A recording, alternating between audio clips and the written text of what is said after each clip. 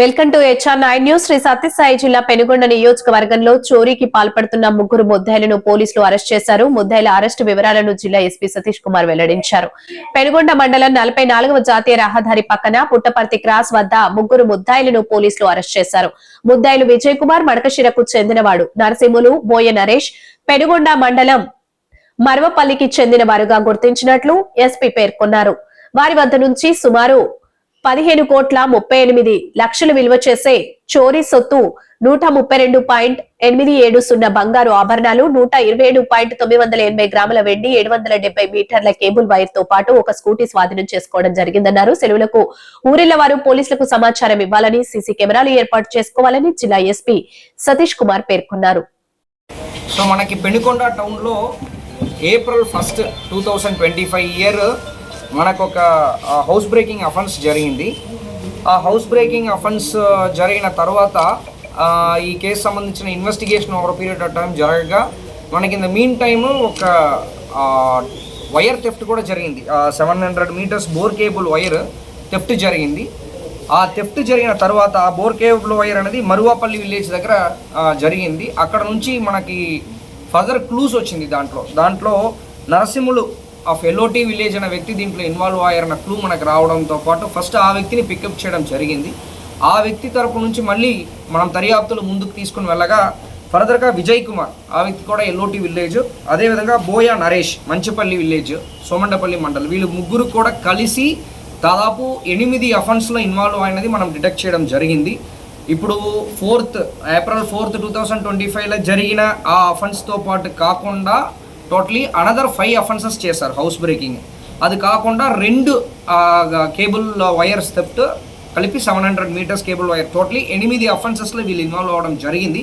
దీని ముందు మనకి ఈ కేసెస్ అన్నీ కూడా over a period of time మనకి ఏప్రిల్ నుంచి మనకి ఈ సెప్టెంబర్ మధ్యలో మనకి జరిగిన అఫెన్స్ ఓవర్ 3-4 మంత్స్లో టోటలీ 8 అఫెన్సెస్లో వీళ్ళు ఇన్వాల్వ్ అయ్యారు. దీని ముందు వీళ్ళకి మన దగ్గర ఏమీ అఫెన్సెస్ ఏమీ లేదు, కానీ కర్ణాటకలో ఒక మర్డర్ కేసు ఉంది. యాక్చువల్లీ అది కూడా అక్విటల్ అయింది కేసు.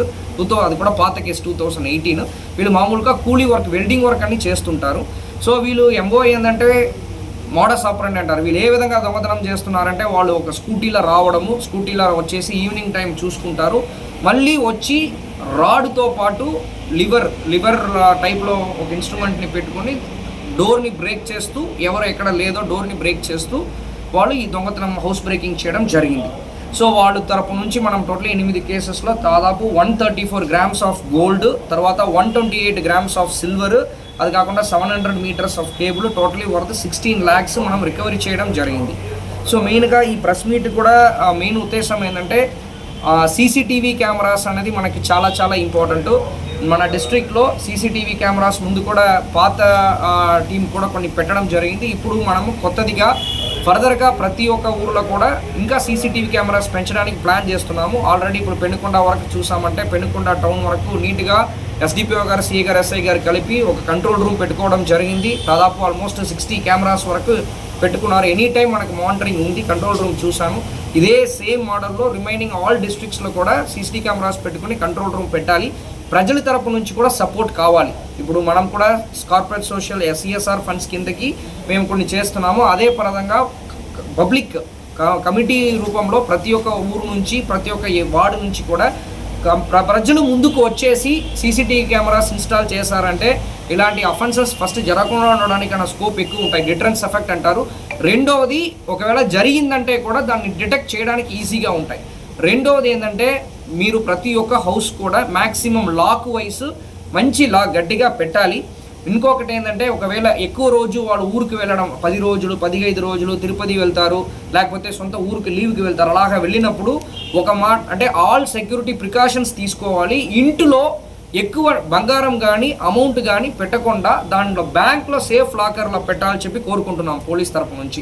మూడవది పాయింట్ ఏంటంటే ఇలాంటి ఊరికి లాంగ్ లీవ్ కానీ లేకపోతే నేను ఊర్లో ఇంట్లో ఉండనని చెప్పేసి అనుకున్నారంటే ఒక పోలీస్ స్టేషన్లో ఒక ఇంటిమేషన్, మేము ఇలాగ 10 రోజులు 15 రోజులకు బయటకు వెళ్తున్నామని చెప్పి ఒక మాట చెప్పారంటే మన తరపు నుంచి బీట్ సిస్టమ్ని కొన్ని ఆ ఏరియాస్లో కొన్ని స్ట్రెంథన్ చేస్తాం పీక్ టైంలో అన్నది.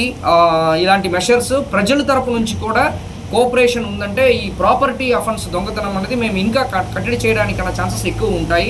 అదేవిధంగా రాబోతున్న రోజుల్లో ఇలాంటి ఇప్పుడు ఇది ఫస్ట్ టైం మనకి వీళ్ళు నోటీస్కి వస్తున్నారు. ఇప్పుడు వీళ్ళని కంటిన్యూస్గా మనం మానిటరింగ్ ఎలాగా చేస్తామన్నది కూడా ప్లాన్ చేసుకుంటున్నాము. రెండవది ఏంటంటే మనకి రిసీవర్స్, ఇప్పుడు ఈ దొంగతనం చేసిన తర్వాత ఇది ఎవరు కొనుక్కుంటున్నారు అంటే ఇప్పుడు నేను వెళ్తాను, ఇప్పుడు నా నగలు లేదని వాళ్ళకి తెలుసు యాక్చువల్లీ అన్నప్పుడు ఎవరు ఏ షాప్లో ఇది కొనుక్కుంటున్నారో ఆ షాప్ రిసీవర్స్ అంటాం మనం దొంగతనంలో. రిసీవర్స్ అందరినీ ఐడెంటిఫై చేస్తూ వాళ్ళందరికీ కూడా ఫస్ట్ టైం కాబట్టి నోటీస్ సర్వ్ చేయబోతున్నాం. ఇలాంటి మీరు దొంగతనం అంటే మీకు ఆధార్ కార్డు కానీ లేకపోతే ప్రాపర్ ఎవిడెన్స్ కానీ లేకుండా నగలను ఎవరైనా వాళ్ళు పెట్టారంటే తాకట్టు పెట్టారంటే ఖచ్చితంగా పోలీస్కి ఇన్ఫామ్ చేయాలని ఒక నోటీస్ కూడా వాళ్ళకి జారీ చేస్తున్నాము. ఫ్యూచర్లో వాళ్ళు నోటీస్కి వచ్చిందంటే ఇన్ఫామ్ చేయాలి. ఒకవేళ ఇన్ఫామ్ చేసి రాకపోతే వాళ్ళపైన కూడా ఖచ్చితంగా కఠిన చర్యలు తీసుకుంటామన్నది కూడా చెప్తాము. సో దీంట్లో మనకి డిఎస్పీ పెనుకొండ, తర్వాత సిఐ పెనుకొండ సర్కిల్, తర్వాత మన ఎస్ఐ పెనుకొండ అండ్ టీం అందరూ కూడా బాగా కష్టపడ్డారు. వాళ్ళు కూడా కంగ్రాచులేషన్స్ చెప్తున్నాను. రాబోతున్న రోజుల్లో ఇది ఇంకా కొన్ని సిస్టమేటిక్గా ఈ అఫెన్సెస్ బార్డర్ ఉంది కాబట్టి బార్డర్ నుంచి వచ్చి చేయడము ఇది అన్నిటికి కూడా సెపరేట్ ప్లాన్ ఆఫ్ యాక్షన్ వేస్తాము. ఉన్న వరకు we will do our best.